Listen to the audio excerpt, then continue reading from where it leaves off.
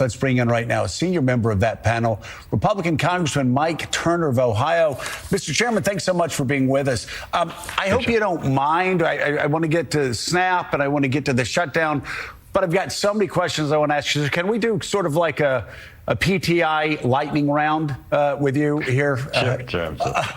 Over things a little bit bigger than, who's going to win the game tonight. First as long as we don't get to the Matrix. Exactly. Then we'll get to the Matrix. And I'm sure you're a Matrix one as well. So let's start with China. They have, as you know better than anybody, they've probably... they're probably in the middle of the fastest modernization of any military since the end of World War II. They're the largest navy in the world. What they're doing with missiles, I mean, their technology, they are, and nuclear weapons, they're erasing any advantage that the United States has. What do we need to do that we're not doing right now to stop China from overtaking us? Well, I think the number one, we need to identify what you've just said, which is the crux of this, is that they are an adversary. They're tripling their nuclear weapons in addition to their application of technology. They've surpassed us in hypersonics. They've surpassed us in the application of technology to their military weapons. This clearly shows that they're being an aggressor both in their area and in their targeting both the United States and becoming a world power. That is of grave concern because they're an authoritarian regime, and that authoritarian regime certainly sees themselves as an opposite to democracies. They see themselves as targeting democracies, and certainly that is an aggressor that we need to be poised to be able to counter. Yeah, and I don't like calling anybody an enemy in peacetime, but I think it is safe to say they see us as their enemy, and they're acting accordingly. We need to defend ourselves. Let's talk about Russia. Some Republicans have expressed concerns about the possibility of taking troops out of Europe right now. It seems to me with oil close to 60 and this stalemate that continues, Russia's economic problems, that we actually have Vladimir Putin in a pretty good place. What do we do to force him to the negotiating table?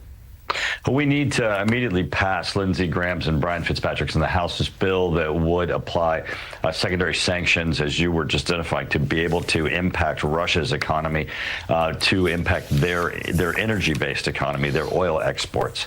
This would impact their ability to be able to float their military economy, which is, of course, the basis of which they're being able to, fund their aggression against Ukraine.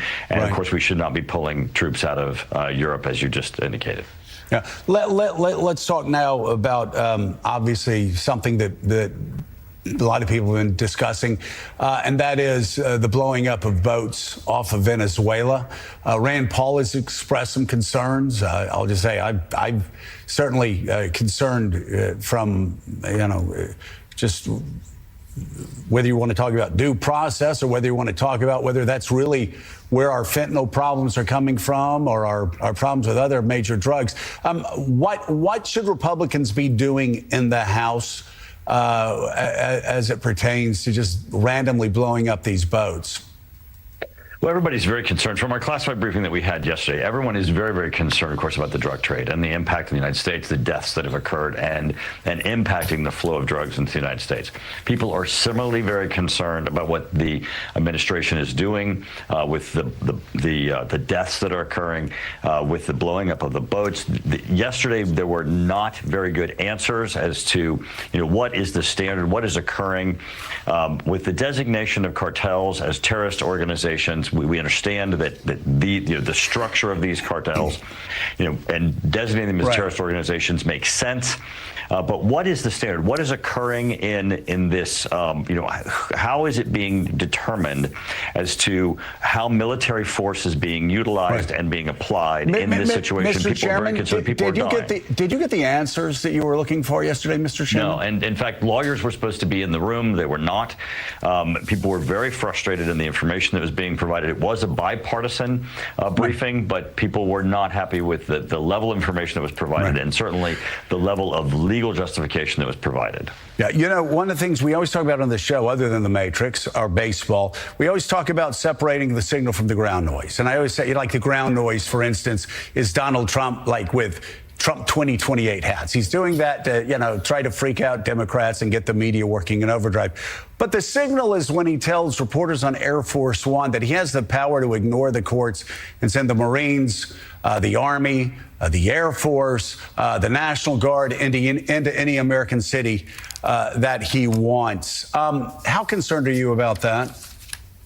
Well, people are, of course, very concerned about any use of military force or military power. That's Congress certainly has a very strong role in that. Obviously, the president has identified, certainly domestically, an important issue, and that is, crime on the streets of in American cities. People believe that is an important issue, but certainly the issue of American troops and the use of force anywhere is an issue, an important issue for Congress, and certainly Congress has taken up that issue. But it is illegal, of course, is it not, for any president to use the military for crime control? The courts, of course, are taking up that issue, and it is currently working its way through the courts. Yeah, but I may have, we had a delay, but you did say absolutely. Okay.